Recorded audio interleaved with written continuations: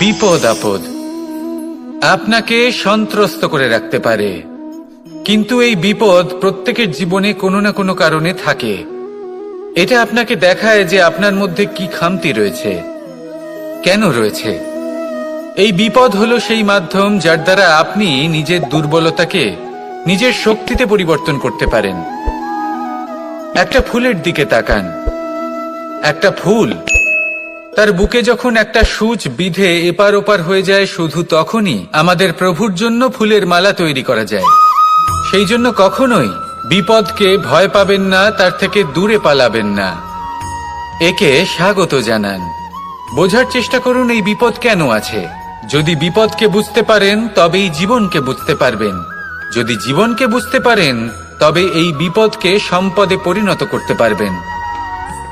আসুন আর আমার সাথে ভালোবেসে বলুন, রাধা রাধা। পরিকল্পনা অত্যন্ত গুরুত্বপূর্ণ, এটা আমাদের জীবনে অত্যন্ত আবশ্যক, এটা আমাদের জীবনে। কিন্তু এই পরিকল্পনা ঠিক কতটা হওয়া উচিত, অর্থাৎ এই পরিকল্পনার সম্পর্কে কতটা চিন্তা করা উচিত, কতটা ভবিষ্যতের বিষয়ে চিন্তা করা উচিত। এবার দূরদর্শিতা অত্যন্ত বিশিষ্ট গুণ মানব জীবনে, কিন্তু দূরদর্শিতায় এতটাও মগ্ন হওয়া উচিত নয় যে কাছের জিনিসগুলোই নজরে না পড়ে। আজকের কথা বাদ দিয়ে শুধুই ভবিষ্যৎ নিয়ে চিন্তা করা অনুচিত। এবার দেখুন, পরিকল্পনা করুন কিন্তু তার থেকে বেশি উপভোগ করুন। এই মুহূর্ত সম্পর্কে অবগত নয়, কিন্তু ভবিষ্যতের কথা আমরা চিন্তা করতে থাকি। আমি এটা অনুভব করতে চাই, ওইটা অনুভব করতে চাই, ওই আনন্দ প্রাপ্ত করতে চাই। এটা অনুচিত।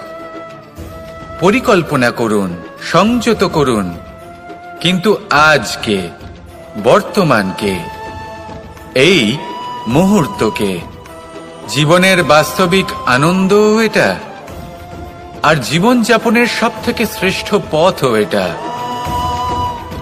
আসুন আমার সাথে ভালোবেসে বলুন, রাধা রাধা। মানুষ ছোট হোক বা বড়, রাজা হোক বা দরিদ্র, সমস্ত মানুষের মধ্যে একটা সামঞ্জস্য থাকে। সমস্ত মানুষের কাছে তার প্রশংসা অত্যন্ত গুরুত্বপূর্ণ। সে খুবই প্রসন্ন হয় যদি আপনি তার প্রশংসা করেন, কিন্তু আপনি যদি তাকে এটা বলেন যে এটা তোমার ভুল ছিল, তোমার কিছু খামতি ছিল, তখন সেটা সে মানতে রাজিই থাকে না। সব মানুষ এটা শুনতে পছন্দ করে যে সে যেটা করেছে সেটাই সর্বোত্তম। এবার আমি আপনাকে একটা কথা বলি, এ হলো নিন্দা, এ হলো প্রশংসা, আর এই হলো সত্য, যা সবার থেকে উচ্চস্থানীয়। সেই জন্য মানুষ আয়না দেখে। আয়না তাকে তার সৌন্দর্য দেখায় না, তাকে দেখায় যা সত্য, যাতে মানুষ আরো সুন্দর হওয়ার চেষ্টা করতে থাকে। তাই আয়না অত্যন্ত গুরুত্বপূর্ণ সত্যকে জানার জন্য। জীবনে নিন্দুকের মাহাত্ম্য প্রশংসকের মাহাত্ম্যের থেকে অনেক বেশি। কেন?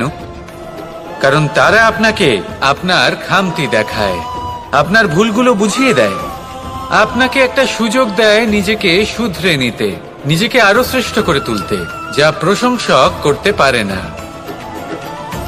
তাই জীবনে যদি কখনো নিন্দা করা হয়, তাকে ভালোবেসে গ্রহণ করুন, ধন্যাত্মক রূপে গ্রহণ করুন। যদি নিজেকে কোনো শিক্ষা দেওয়া সম্ভব হয় তাহলে অবশ্যই দিন।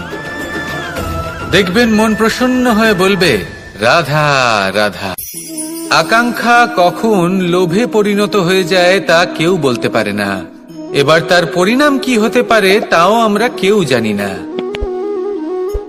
আজ আমি আপনাকে বলছি, কোনো ব্যক্তি সব থেকে বেশি ক্ষতির সম্মুখীন তখনই হয় যখন সে এটা মনে করে যে সে সব থেকে বেশি সুরক্ষিত স্থানে রয়েছে।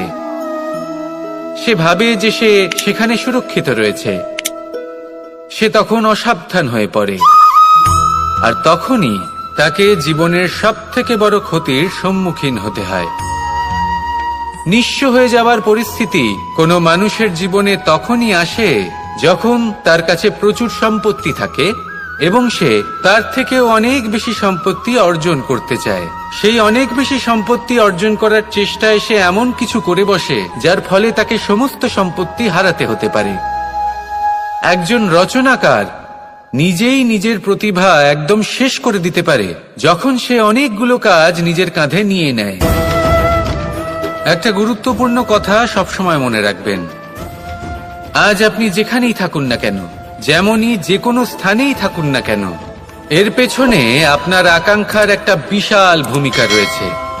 কিন্তু মনে রাখবেন, আপনাকে শিখতে হবে যে কখন আর কিভাবে নিজের উচ্চাকাঙ্ক্ষাগুলিকে লাগাম পরাতে হবে, কারণ এটা অত্যন্ত আবশ্যক।